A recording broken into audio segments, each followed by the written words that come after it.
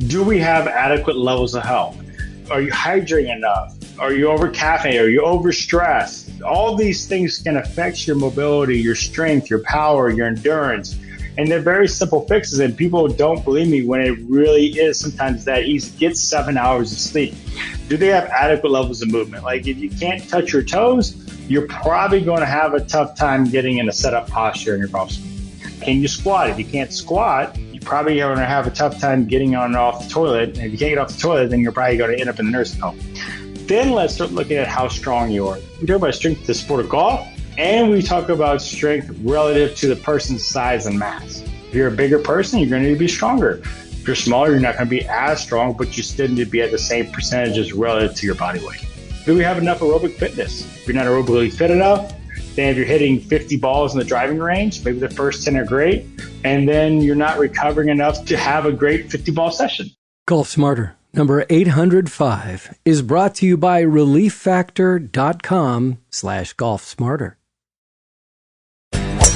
Jon Rahm's fitness instructor, Spencer Tatum, has helpful insights for all amateur golfers. This is Golf Smarter, sharing stories, tips, and insights from great golf minds to help you lower your score and raise your golf IQ. Here's your host, Fred Green. Welcome to the Golf Smarter podcast, Spencer. Well, good morning. How are we doing, Fred? Good to see you. Good to see you on whatever time of day it is that somebody's listening to this. It's a podcast. It could be morning, afternoon, and we're not even sure what it's like outside right now. That's true.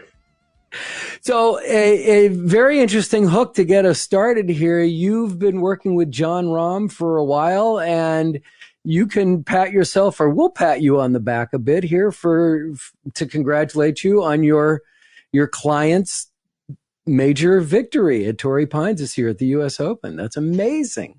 Yeah, it was pretty cool to watch. You know, I've been around a lot of top number one athletes. This is my third we've worked with in a different sport, but this is the first time we've ever been there, part of the whole process, the whole time. So it's been cool to see, you know, meeting him when he was a junior at Arizona State to the player he is now and the person he is now. It's been fun to watch and observe. So let me pick on that for a few seconds. You said you've known him since he was a junior at ASU? Yes. Mm-hmm. How did that get started? Tell me, let's get some history there. Yeah, so Melissa Llewellyn, the head women's golf coach at the time, and Tim Mickelson, Phil's brother, who's on the bag for him now, was the head coach there, and they were having some difficulty in their golf performance. They knew they had these elite teams, and, you know, if you played at Arizona State, you know you're there to win a national title. Clear point. I mean, they're the most national titles at that school. I mean, the women, I think, have 9, and the men have 4. So, I mean, like, that's pretty impressive. I'd say some of the players came out there pretty good too. Yeah, well, I think that the men's program needs to amp it up a little bit here. Yeah, they got a lot of catching up to do. So they brought us in, and John was a young, talented Spaniard, along with Alberto Sanchez and Max Rafa, and actually Grayson Murray was on that team when we first started for a year, and then he left and transferred. So, I mean, there was a lot of top talent there. They brought us in to how can we make them better, and that's where it all started. That's amazing. That's amazing. So how did they know you, and how did they know to call you? Well, so I had met Melissa at Taylor's Performance Institute certification 09, and I had worked with Grace Park. At the time, I was working with Grace Park, who was very talented Korean, played at Arizona State, and Julia Monara, who came out of Arizona State. I was working with both of them at that time, and I was starting to get this golf kind of rep around town. I moved to Orange County, and that's kind of what started the whole juices. And it started off as a little deal that became a big deal, and we said we could win a national title in 3 years, and we did. Oh, really? You made that prediction and it came true? You are correct. Wow, that's impressive. Not many times you can make a prediction like that in sports, especially a sport where parity rules. You know, you can't dominate the sport. And the funny thing was, that was the year when they lost their assistant coach to start. They only had 5 players in the fall, so one girl got hurt.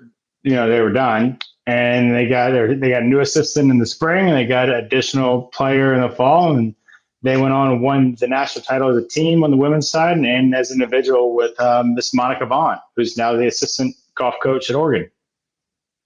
Wow. So are you working with them too? No, we're not working with them. I keep loyalty is royalty, right? Yeah. Okay. That makes sense. I like that. And you said this is your third number one player, Jon Rahm. Yeah, I worked with Lindsay Davenport briefly when I was in Orange County and a little bit in the fight world with Anderson Silva. So we fought for the belt a couple times. So that was good. So it's been fun to see, like, here we are where we had somebody that kind of towards the end of their career, somebody who was in the middle of their career, and now we have somebody who, we saw from the jump when he first started to make the move from amateur to professional to the number one player in the world. Unbelievable. So people love the fact that we're name dropping here. It's like, ooh, famous people. Let's talk about that. And it's like, okay, I'll feed that. But Sure. yeah, it's true. It's true. So what is it that you saw in Jon as a young college student that you thought this kid has the potential of being a world champion? Or in fact, were you not so sure, but you knew your program could help? Well, we knew he had talent, right? Yeah. So we definitely knew that's he why had he's talent. at ASU. Yeah, he's at Arizona State, and I think that year, the first year, he won the Bid Hogan Award, and he became the number one amateur in the world. So we very knew we had a lot of talent. At the same time, we also had Kevin Chappell we were working with, who was also the number one amateur in the world, and he won the national championship as an individual coming out of UCLA. And Kevin was now a pro on the tour, just hadn't won at that time. So, we knew Jon could be dominant.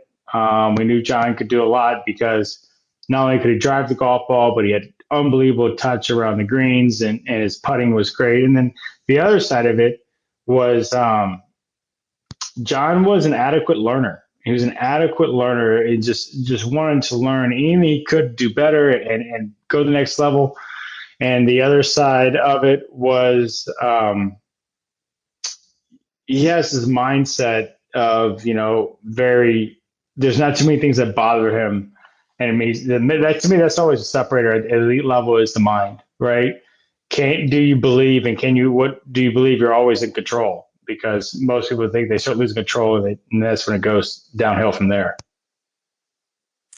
Define adequate learner. Is that a good thing? Or are you saying he's like, he's just constantly learning. Like, what can he do from nutrition? What can he do from hydration? What can we do from a movement standpoint?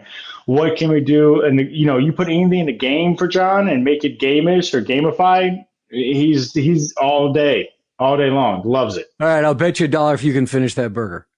Oh, $1, man, that's no contest. Not anymore. When he was a student, you could have bet him $1 and go, well, I don't know if I can afford that.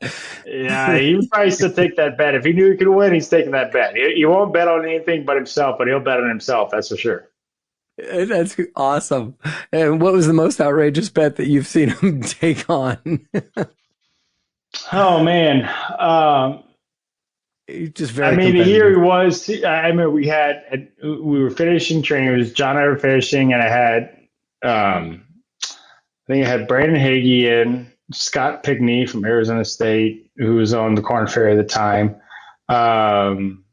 And I think maybe it was Max Homa was in, or it was Brandon Harkins or Preston McKetty. Anyway, at the end, they're all fresh. Jon's trained hard. He's been doing bike sprints. And so we set up a little chipping net and he went in there and these guys had already been out there kind of chipping putting. He took 2 chips and then he knocked down 3 in a row, bang, bang, bang. And it was a wrap and it was game over. Exhausted, tired. And he's very similar to that, you've seen it now on Sundays, right? He closes like a freight train, right? Like they hire the stakes kid. And when people are starting tired, he gets more dialed. And he's got that very similar thing. What they've said about high performers is that as they fatigue, when most people start freaking out and like, oh my God, I'm so tired and losing their technique, they get more focused.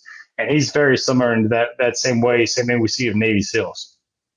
Wow. So his focus, his level of attention gets stronger and stronger as things get tougher. Correct. Wow. Which makes sense, right? Well, I mean, he's one of the best. Not in my world. I don't recognize it in myself. So to see it in somebody, to work with somebody, that's pretty remarkable. But you've seen it in his game. You've seen it like Torrey Pines, 2016, right? He needed that eagle putt, that 82-foot eagle to win, right? BMW championship. Needed that big. Dustin comes back, John hits his great putt, and Dustin comes in, knocks it down, and they go to playoffs, and John hits even a bigger putt, right? Yeah, so that was amazing.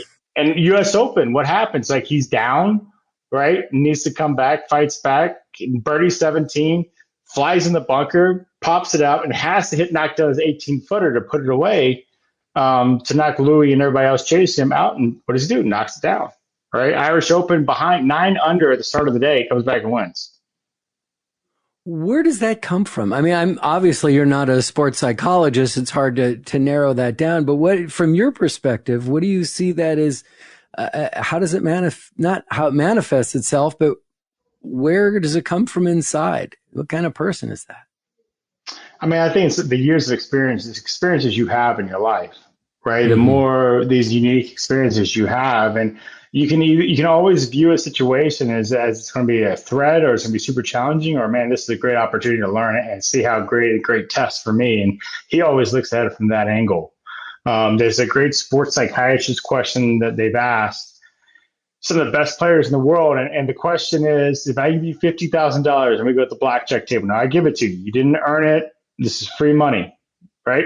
And you have to pay $25,000 the first hand, and you lose all 20. You got $25,000 left.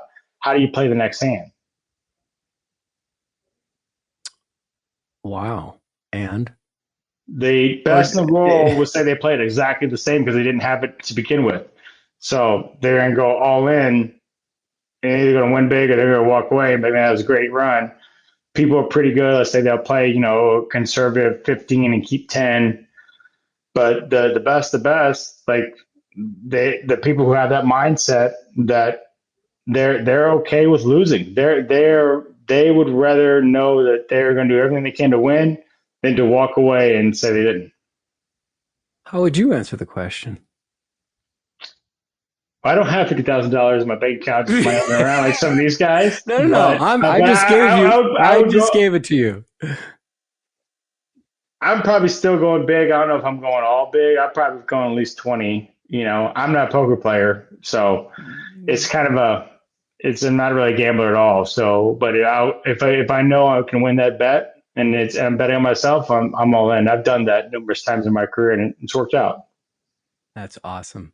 Well, as we talked about in an episode, a recent episode that we did, I was asked, what's the worst part of my game? And I said, gambling.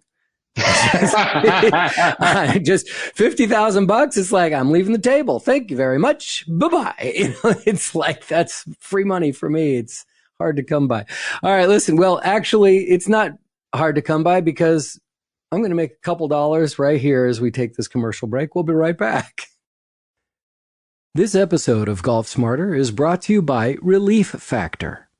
So I just turned 66 last week, and even though, as I've talked about, that I'm not a trained athlete, I have a ton of energy and stay pretty active. I walk the golf course a couple times a week, walk my dog, stretch, and swim regularly. And let me tell you, the daily aches and pains start to add up. Golfer's elbow, lower back pain, joint pain. I can see why pain is the number one cause of sleeplessness, trips to the doctor, and inactivity. Until recently, I thought daily aches and pains were just a fact of aging that I had to deal with, but not anymore. I've been taking 100% drug-free Relief Factor for more than a month, and it's made a big difference in my everyday pain. I was skeptical at first, but my body is telling me otherwise. The aches don't hurt as much, and the pain isn't getting in the way of my activities like it used to. The Relief Factor secret is 4 key ingredients.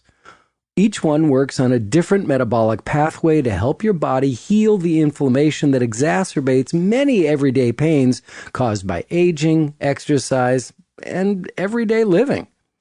If you have everyday aches and pains too, remember, Relief Factor is 100% drug-free and designed to be taken every day so you can get out and stay out of pain. Relief Factor wants to make it as easy as possible for you to try it for yourself with their 3-week quick start. It's discounted now to just $19.95. Just go to relieffactor.com/golfsmarter and order a 3-week quick start for yourself. Again, to claim the 3-week quick start for only $19.95, go to relieffactor.com/golfsmarter. And we thank them very much for trusting Golf Smarter to get the word out to the right group of people to get it done today.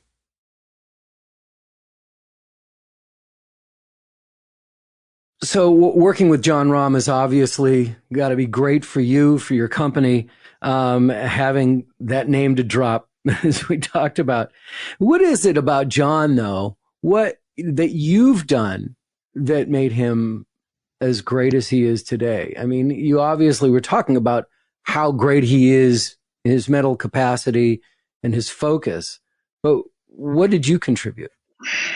Well, I think it's like any coach, right? We're there to give guidance and structure, and we're help to you make sure the horse stays on the track, basically, as we can say it. So we're looking at Jon. The one thing we always looked at was, one, does he have adequate levels of mobility, stability, motor control to create a repeatable pattern in the golf swing and positioning in the golf swing to do that effectively and efficiently. And then once we got out of that, then looking at the whole assessment to see, okay, does he have enough lower body strength? Does he have enough lower body power? Because we've seen that, and what we quantify with Titleist Performance and other institutes, said the biggest predictor of club head speed is vertical force. Be able to create vertical force and the vertical jump, right? So the best, highest ball strikers have the best vertical jump. So that's one of the things we're always looking at there. And then we looked at, does he have enough upper body strength? And when we say, like, is it pressing, pulling? And then we look at rotational power. It's like, does he have enough rotational power? And then once we get those assessment data points, then that gives us what are the things that we're going to focus on in the training program and over the next 1 year, 3 year, 4 years, and 5 years. So we've looked at this as a 5-year plan because the way the tour is now, you can't do a traditional model just because they play so much now. Overseas, across the pond, all these, over 21 tournaments, 25 tournaments a year. That's a lot. So, yeah, it is a lot. Thing. Yeah. Now, I'm fascinated. I've talked to various TPI instructors and fitness instructors and whatnot. And we've talked about, obviously, the rotational power that you mentioned, but the vertical jump, this is a new one for me. Let's break that down. Yeah, because if you think about the downswing, as you come back, as you transition from backswing down to your downswing, you have to be able to drive force in the ground. It's Newton's laws of physics.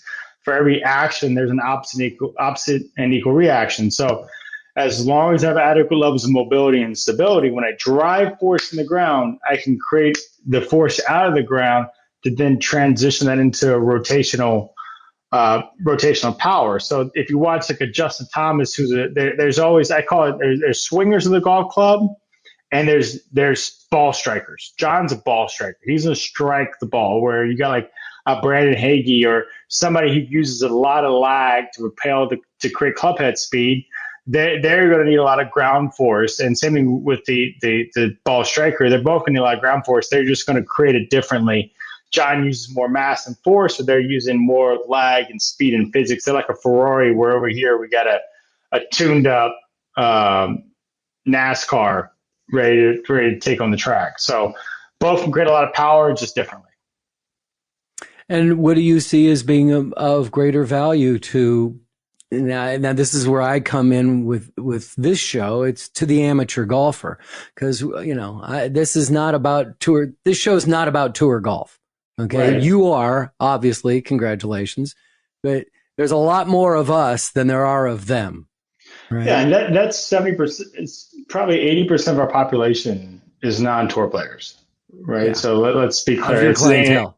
Mm-hmm. Yeah, of our clientele. So we have almost 400 members in our training system. So as we're looking at that, the first thing we got to look at for an amateur is, can you get in the right position to create a pattern?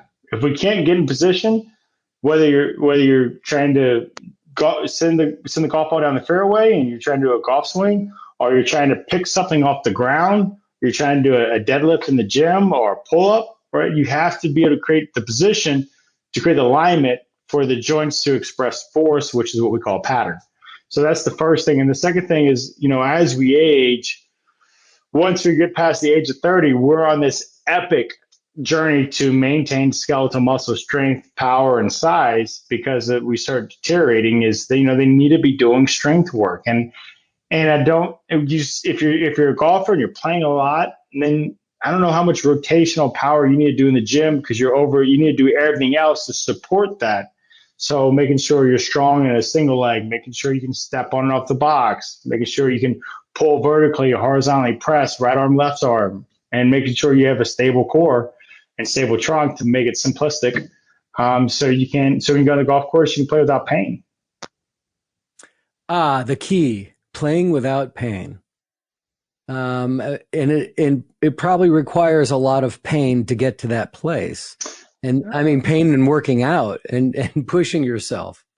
It shouldn't, right? If it's done right, it shouldn't meet the person's goals. And that's probably one of my favorite things I get to hear is when I have a guy who's 70, or we have somebody who's 55 or 40, and they're a woman or a guy, and they come out and be like, hey, dude, I can't thank you enough, because I used to play 18 and then I had to take Advil and, just constantly get massages. And now I can go out and play 36 in one day and have no back pain, be fine, walk the green and feel fantastic. And I didn't have to go kill myself. And I go, yeah, that's what it should be. Like, this is, if it's done and it's set up in the right formula, which is your science, that it should align with what you're doing, and it shouldn't be so hard that you're getting crushed and throwing up.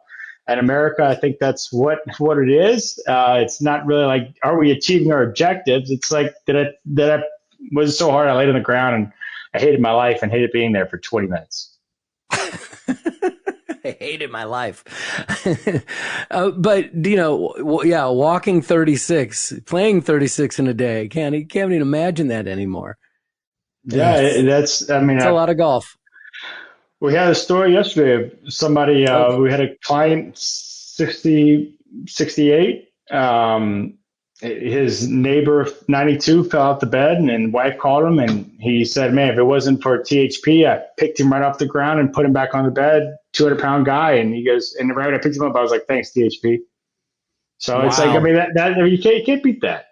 No, that's a phenomenal testimonial. Congratulations on that. Thank you. That's really nice.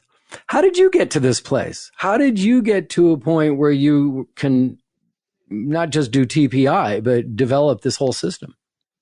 A lot of experience, a lot of injuries, and, a lot of trying different things and then just trying to make sense of it. I think that the biggest thing I saw as a young athlete, and I was a high performer athlete growing up, played college football, ran also Olympic, did junior Olympic track and field. But I had multiple hamstring injuries, multiple ACL, and had an ACL tear that was non-contact, labrum tear, my hip non-contact. I had to learn how to rewalk twice, and sprint, hop, jump, and do everything. And through that process, I kept asking because, it was just because, right? Oh, you just heard because, you play sports. So that's not a great answer.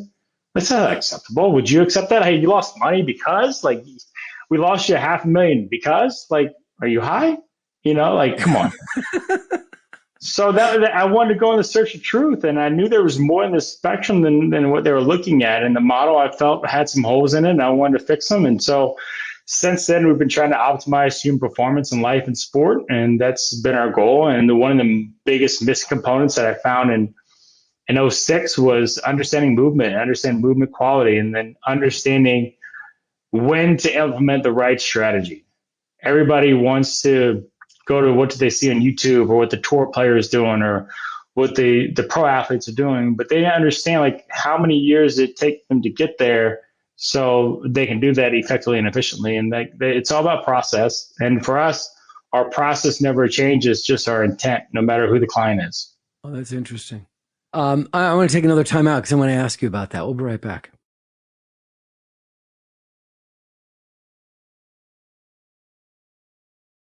Spencer, let's dig into that a little bit, understanding the process. Yeah, I think it's something that, I think we just kind of in America, we kind of have this broken, and it's unfortunate. And we all think we got to be here at this moment. And it's like, okay, let's step back a second. Do we have adequate levels of health? And when we look at it, we have a screening process and we have an assessment process. And that's two different conversations. A screen, I want you to think about it just like you're going to get your blood work checked out, right? I mean, your blood work, or you're going to get your blood pressure. You just want to see, are you at acceptable levels, right? If you have a 120 over 80, hey, knock it out. If you're 140 and over 90, we probably need to look a little deeper and see what's going on. We're trying to catch the symptoms before they become a cause. So that's one thing we're looking at. Like, do you have adequate, are you sleeping? Are you hydrating enough? Are you over caffeinated? Are you overstressed? All these things can affect your mobility, your strength, your power, your endurance. And they're very simple fixes. And people don't believe me when it really is sometimes that easy. Get 7 hours of sleep, go to bed and wake up at a consistent time. Like, there's a reason why in the back of the day, we went to bed when the sun went down, we got up when the sun went up, right? Because our hormonal regulation is built that way. So that's kind of one of the toughest things. And then the second thing is looking at the movement. Do they have adequate levels of movement? Like, if you can't touch your toes, you're probably going to have a tough time getting in a setup posture in your golf swing. Just going to let you know. It's looking at that. Can you squat? If you can't squat, well, it's going to be really hard to load and create ground force. And what they talk about, every instructor talk about, to create ground force, got to create more ground force. Well, if you can't squat, it's going to be kind of hard to do that. Also, too, if you can't squat, you probably are going to have a tough time getting on and off the toilet. And if you can't get off the toilet, then you're probably going to end up in the nursing home. And that's just facts of life. So, can you lift overhead? Can you create extension? Like, all these things, all these parts make up a whole. Then let's start looking at how strong you are. Then when we talk about strength, we talk about strength of the sport of golf, and we talk about strength relative to the person's size and mass, right? If you're a bigger person, you're going to need to be stronger. If you're smaller, you're not going to be as strong, but you still need to be at the same percentages relative to your body weight. And then, do we have enough aerobic fitness? Because if we can't have aerobic fitness, then we can't recreate force over and over again. So let's just say if you're not aerobically fit enough, then if you're hitting 50 balls in the driving range, maybe the first 10 are great, and then you're not recovering enough to have a great 50-ball session because you're just not aerobically fit enough.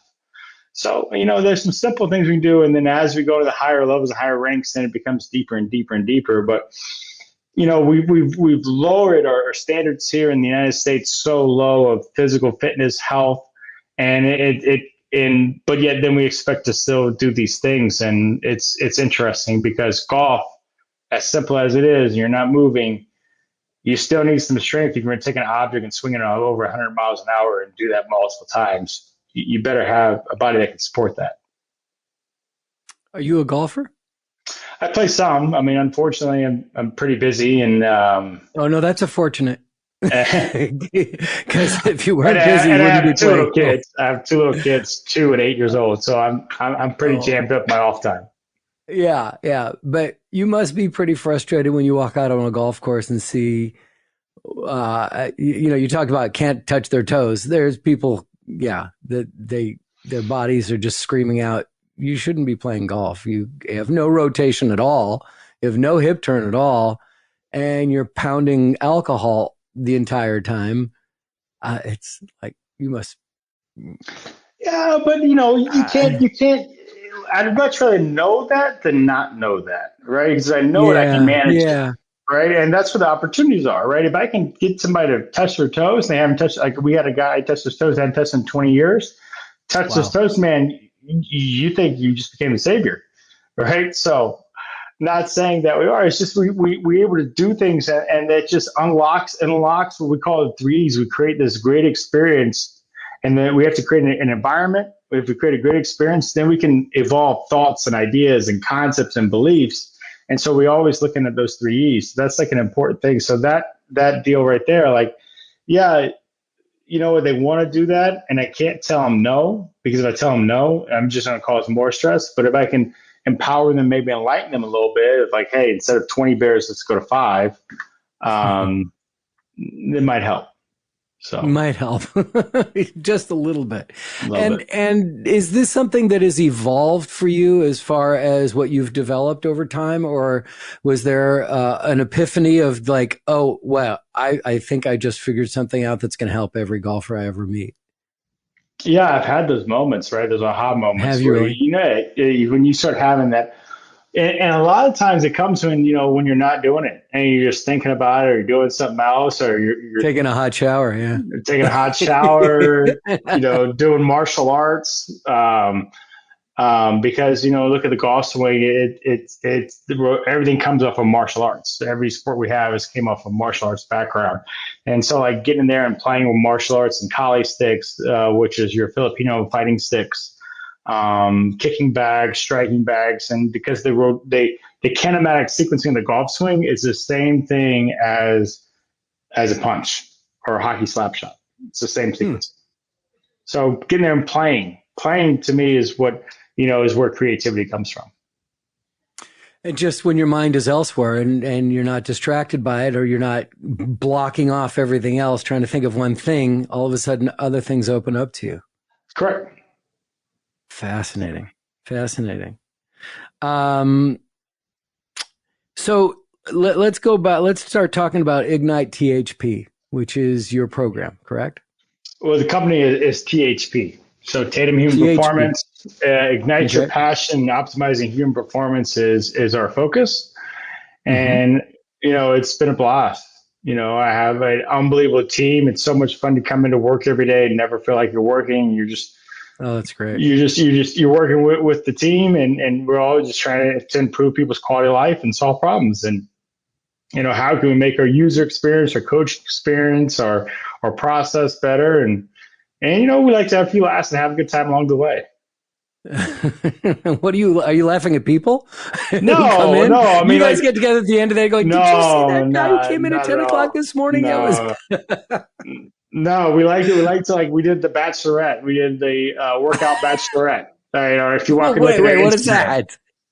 So Kirsten Mankowski, our experience director, was the Bachelor, and we had warm up was a character. We had strength as a character. We had agility as a character, and we had cardio as a character. And it was a final rose ceremony, and warm up didn't get it. Warm up didn't get a rose, and Kirsten ran after warm up, and when she warmed up, as she was running after warm up, she cramped up, and she's like, "Oh, I wish I would have warmed up." So it's having fun with trying to create content. I think we really enjoy that process. It's fun to get people to see that the gym doesn't have to be walking the plank. That it's this fun experience, and you should enjoy the process. Absolutely, and it sounds like you're enjoying it. Sounds like you're having a great time. We have a blast. Love it. So we got so many great projects going on. We're ready to open up the biggest sports park in the world with Legacy Sports. Yeah, we're opening up a 320-acre performance center down in East Mesa, Arizona. Along with, we have another facility in a volleyball club. And so it's been fun to manage the growth process, and it's been a journey for sure. Who's opening this sports park? So there's a company called Legacy Sports USA. They're opening up. It's going to be, the 19 soccer fields, I think 40-something pickleball courts, futsal, basketball court, volleyball, 25,000 square foot performance center that we will be running and operating, along with an 18,000 square foot fitness center with a medical center on it, with bars, restaurants, zip line, a concert venue, EA Sports venue. It's one of a kind. It's unreal. And it sounds like it's a perfect thing for the Scottsdale, Phoenix area. Scottsdale, Phoenix area, and they brought in some top players like Oakview Group. They brought in Rodney Reese, who's the GM of the Wide World of Sports at Disney, to make it an experience. Like, you're coming west of Mississippi and you like sports, you want to come out of Legacy and come check it out. Yeah, not just the people who come in for the winter, right? From Minnesota and Chicago, who come down for spring training, right? Right. Oh boy! All right, one more time out. We'll be back after this.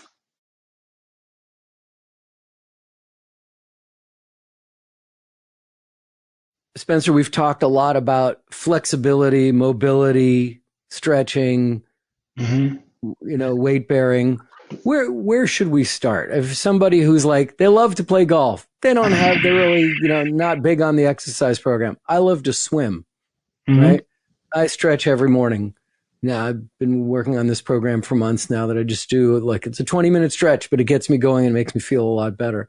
And then I love to swim, especially love to swim before I go play a round of golf if I have the time. But where should a person who's not been conscientious about their bodies, but they love to play golf, where should we start? I think you should always start with a screen, right? So get screen, get a movement screen done. We can do it. We can do it online. We can do it visual. We can do it virtual. We can do it in person.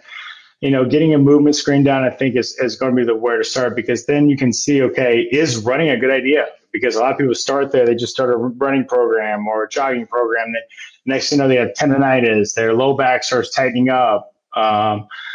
They start getting plantar fasciitis, right, where the fascia gets locked in the foot and becomes really painful. So, like, knowing what to do and when to do it, and then we can also incorporate fun things, right? So all working out or exercise is structural play, right? We're just structurizing play or movement. So putting a little bit of structure, a little bit of movement in there. I think, swimming is fantastic. I love swimming, especially forward stroke, Mary freestyle, and then going backstroke, really opening up that T-spine.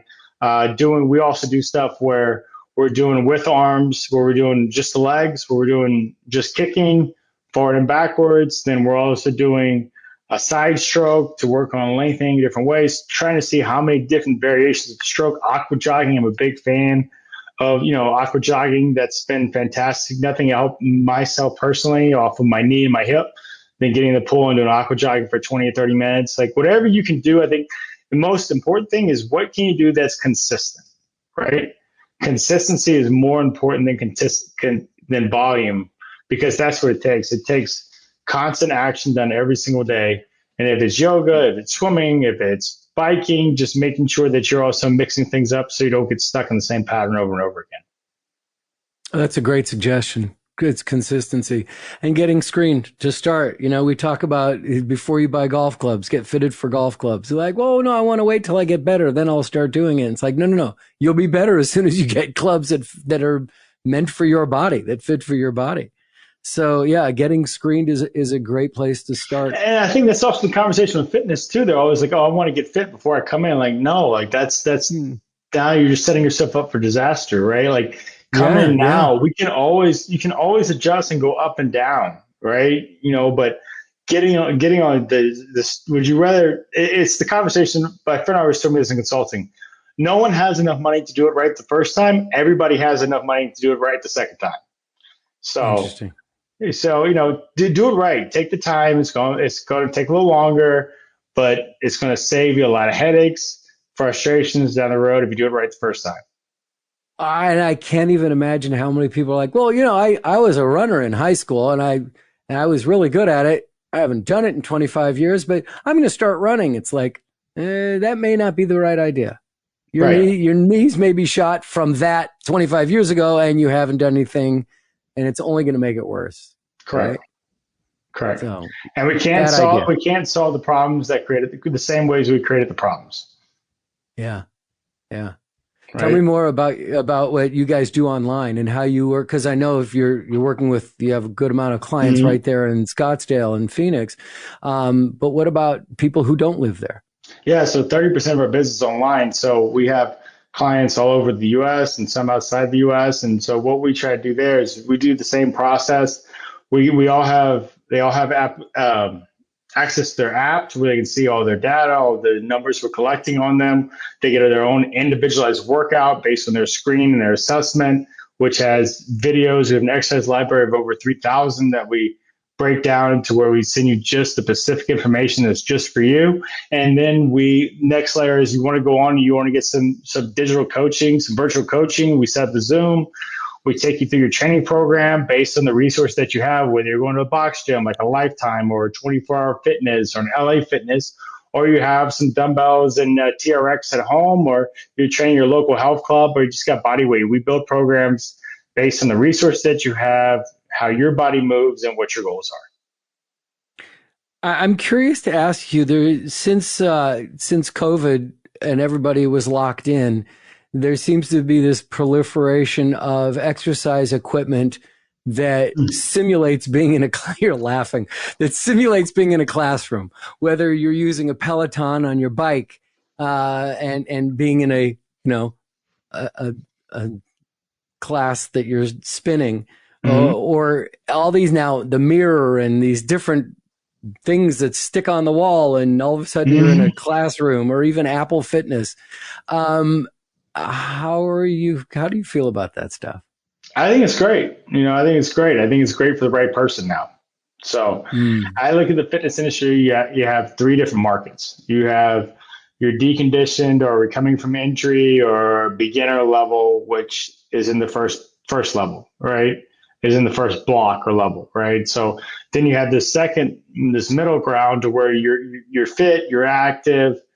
You just like to have a good sweat. You're not really cared about results or performance. You just want to have like a feel good fitness program. That's kind of where those modalities sit. And the last one is, you're beyond that, or, you want results. You want to get better. You want to have an intention. You want to know what it means. And we work in the two end bookmarks, right? We work in the people coming back and return to play, or coming off an injury, or they're deconditioned. They want to get back to where they start feeling like them again, which has happened a lot during COVID. They've kind of lost their identity. Or this other side is like, hey, I want to go to the next level.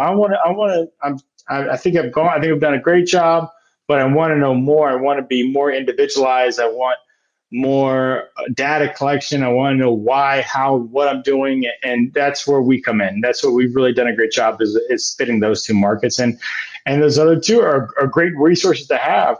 And like we talk about, we try to put your workout and your program and everything you need to know about you in the best place it could be. And that's in the palm of your hand. And that's right on your tablet, your iPhone. So that's how we try to deliver. That's pretty awesome. And how can people find you online? Very simply at thp.fit.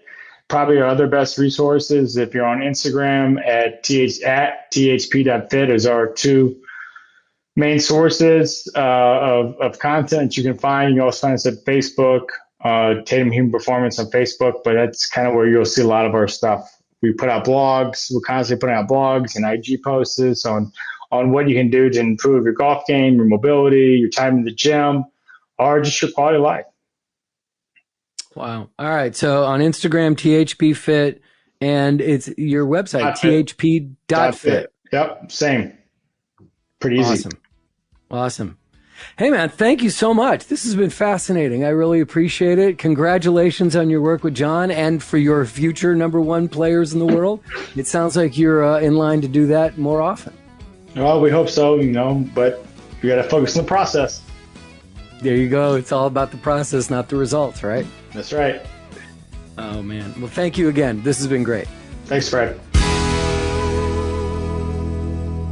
So I've just returned from my week-plus long vacation down in Southern California to spend time with my kids, the grandchildren, other family and friends who live down there. It was a really wonderful week, but I have to tell you that my younger son and I did drive about 45 minutes north of LA through the San Fernando Valley to Thousand Oaks on Sunday for 18 holes at the public Los Robles golf course. First of all, the course was in excellent condition, and secondly, the other twosome didn't show up, so it was just the two of us in a sea of foursomes. Yet, our pace was Sunday acceptable.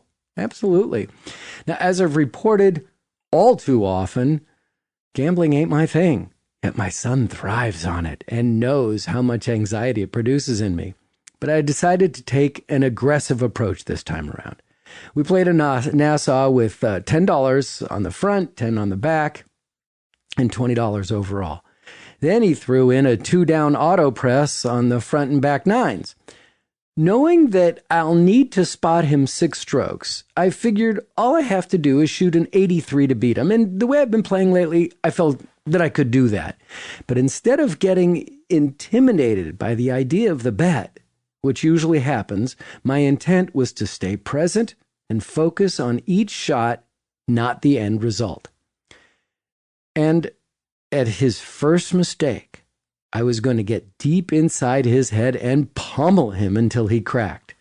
So we each parred the first 2 holes. He gets a stroke on number 3, but I parred and he doubled, so now I'm up 1. But he won number 4, and due to giving him another stroke on 5, he's now up 1 as we both parred the hole. He stroked again on 7, but won it outright. So after 9 holes, we both shot a very impressive 39. We'd never played this course before, but due to strokes, he won the front 9 Nassau. Now, even though he didn't ask, as we were about to tee off on number 10, I congratulated him on how well he scored, which he didn't want to hear. Although I didn't help by saying, golf has a way of balancing itself out in the long run, thinking maybe that would help me. He had a miraculous 1-putt par on 10 with a 35-foot putt, and then again on 11. I bogeyed both. But he just didn't make any mistakes, and I kept plugging along. So in the end, we both shot 42 on the back 9 for scores of 81. I was very pleased with my round and how I dealt with the pressure of having money on the line, but really, he shot one of the best rounds of his life when he needed it. Good job, son. Proud of you, you chump. Now, as for the adventure with my other son, that happened. I went paragliding over Malibu, starting from a 2,000-foot peak and landing on the beach 30 minutes later. Of course, there was a pilot, but I was basically sitting on his lap in a swing. I'm working on the video, which will be on our Golf Smarter TV channel, so you can see it. Now, ironically, flying off of a mountaintop was a piece of cake, but later that night, I tried for the first time the Oculus virtual reality headset, and it completely freaked me out because I took a virtual ride on a roller coaster. Now, you'll find that funny, embarrassing video on Instagram at Golf Smarter.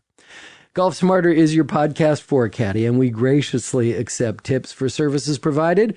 Whatever you give, or if you set up a recurring one, whatever it is, your generosity is completely appreciated. Just click on donate at golfsmarter.com.